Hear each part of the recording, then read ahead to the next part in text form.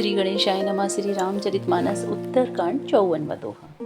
राम परायण ज्ञान रत गुनागार मति धीर, नाथ कहूँ के ही कारण पायहूँ काक शरीर। हे नाथ, कहिए श्री राम परायण ज्ञान निरत गुणधाम और धीर बुद्धि भुसंडी जी ने कौवे को शरीर किस कारण पाया।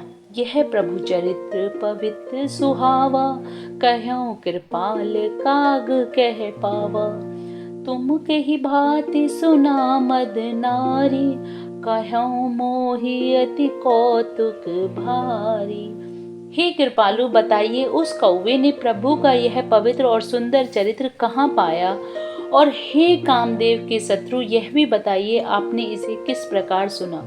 मुझे बड़ा भारी कौतूहल हो रहा है। गरुण महाज्ञानी गुण राशि, हरि सेवक अति निकट निवासी। तेहि के ही हेतु काग सन जाई, सुनि कथा मुनि निकर बिहाय। गरुण जी तो महान ज्ञानी सद्गुणों की राशि, श्री हरि के सेवक और उनके अत्यंत निकट रहने वाले हैं। उन्होंने मुनियों के समूह को छोड़कर कौवे से जाकर हरि कथा किस कारण सुनी।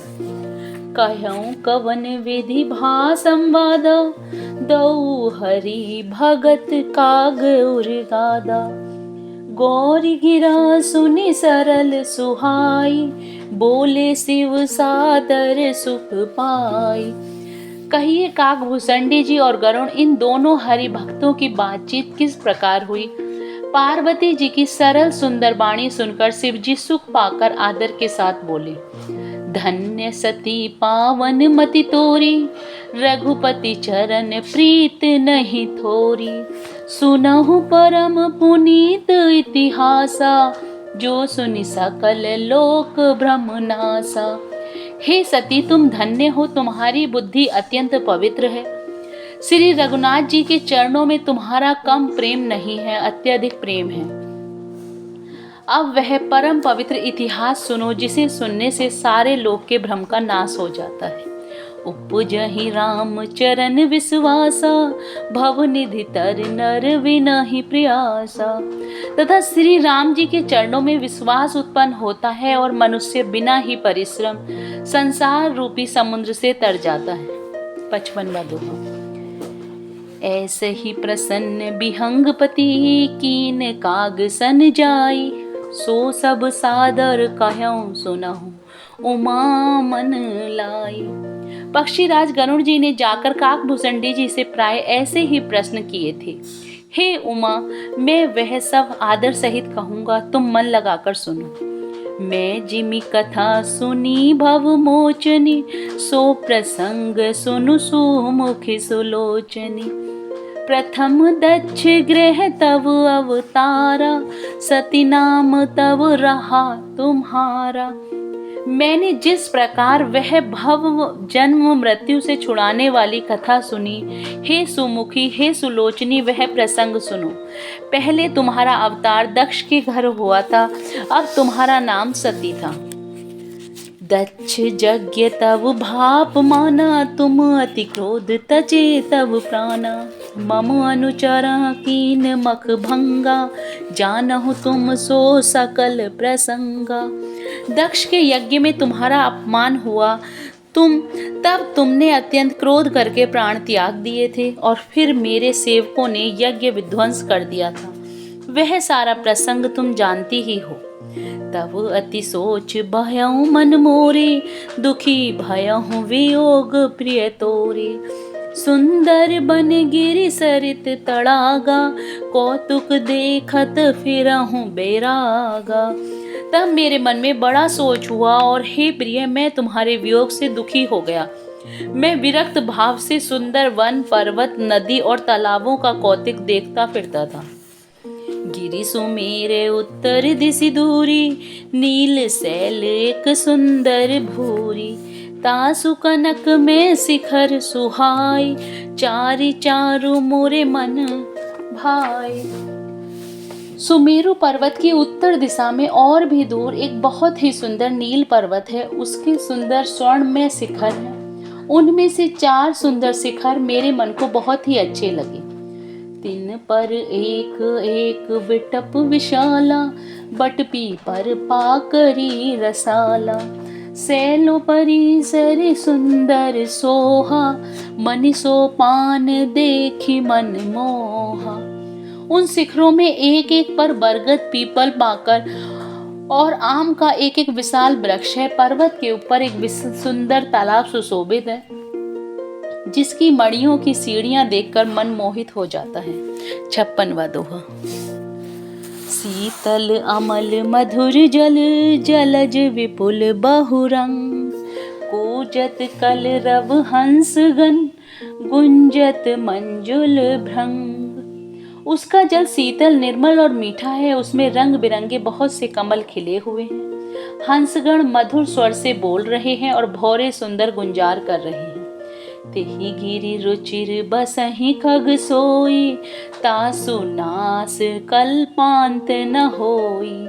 माया कृत गुण दोष अनेका, मोह मनोज आदि अविवेका। उस सुंदर पर्वत पर वही पक्षी बसता है, उसका नाश कल्प के अंत में भी नहीं होता। माया रचित अनेकों गुणदोष, मोह, काम आदि अविवेक रहे व्यापी समस्त जग माही। तेहि गिरि निकट कबहु नहीं जाही। तह बसी हरहि भजहि जिमि कागा, सो सुनो माँ सहित अनुरागा। जो सारे जगत में छा रहे हैं, उस पर्वत के पास भी कभी नहीं फटकते। वहां बसकर जिस प्रकार वह काक हरि को भजता है, हे उमा, उसे प्रेम सहित सुनो। पीपर तरु तर ध्यान सुधरहि, जाप यज्ञ पाकरि तर करई। आव छाह कर मानस पूजा, तज हरि भजन काजु नहीं दूजा। वह पीपल के वृक्ष के नीचे ध्यान कर धरता है, पाकर के नीचे जप यज्ञ करता है, आम की छाया में मानसिक पूजा करता है। श्री हरि के भजन को छोड़कर उसे दूसरा कोई काम नहीं है।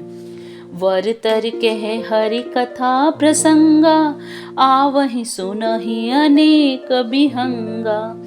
रामचरित्र विचित्र विधि नाना, प्रेम सहित कर सादर गाना। बरगद के नीचे वह श्री हरि की कथाओं के प्रसंग कहता है। वहां अनेकों पक्षी आते हैं और कथा सुनते हैं। वह विचित्र रामचरित्र को अनेकों प्रकार से प्रेम सहित आदर पूर्वक गान करता है। सुनहि सकल मति विमल मराला, बसहि निरंतर जेते ही ताला। जब मैं जाई सो कौतुक देखा, उपजानंद विशेषा। सब निर्मल बुद्धि वाले हंस जो सदा उस तालाब पर बसते हैं, उसे सुनते हैं। जब मैंने वहां जाकर यह कौतुक देखा, तब मेरे हृदय में विशेष आनंद उत्पन्न हुआ। 57वां दोहा। तब कछु काल मराल तनु, धरि तह कीन निवास। सादर सुनि रघुपति गुण, पुनि आयहु कैलास। तब मैंने हंस का शरीर धारण कर कुछ समय वहां निवास किया और श्री रघुनाथ जी के गुणों को आदर सहित सुनकर फिर कैलाश को लौट आया। गिरिजा कहूँ सो सब इतिहासा, मैं जेहि समय गयहूँ खग पासा। अब सो कथा सुनहु जेहि के हेतु, गयहूँ काग पहि खग कुल केतु।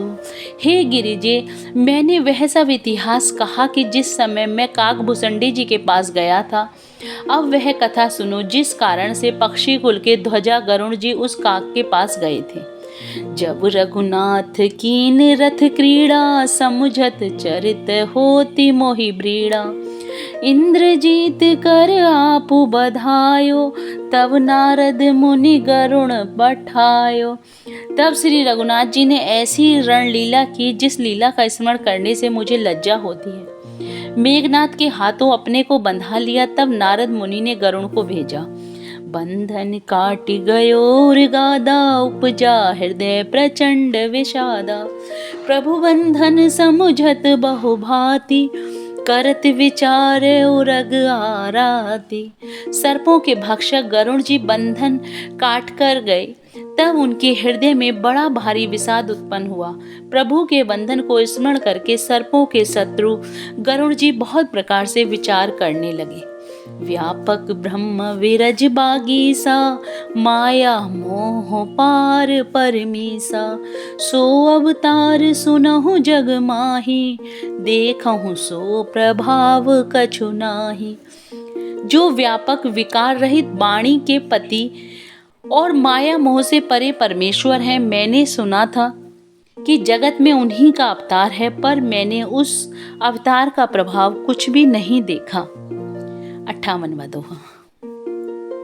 भव बंधन ते छूटहि, नर जपि जाकर नाम। खर्व निशाचर बांधहु, नाग पास सोई राम। जिनका नाम जपकर मनुष्य संसार के बंधन से छूट जाते हैं, उन्हीं राम को एक तुच्छ राक्षस ने नाग पास से बांध लिया।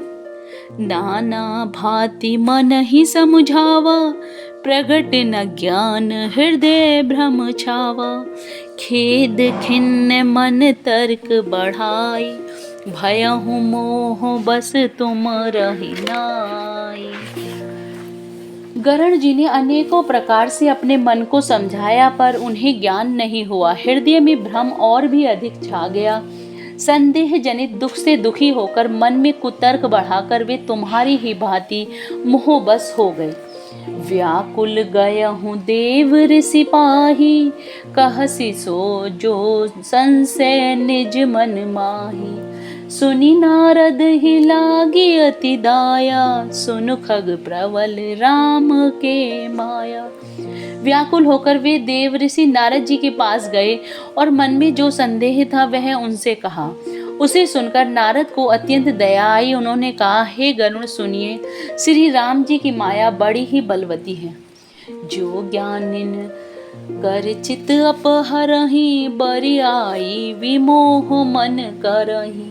जेहि बहु बार न चावा मोहि, सोई व्यापी विहंग पति तोहि।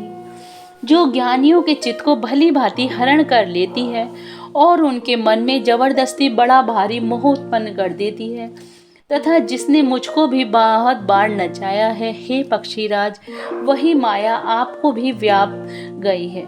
महामोह उपजाउर तोरे, मिटहि न बेगी कहे खग मोरे। चतुरानन पहि जाहु खगेसा, सोई करहु जेहि होए निदेसा। हे गरुण, आपके हृदय में बड़ा भारी मोह उत्पन्न हो गया है। यह मेरे समझाने से तुरंत नहीं मिटेगा।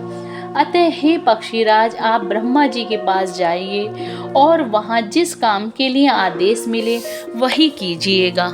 जय Shri Ram. Please like and subscribe the channel.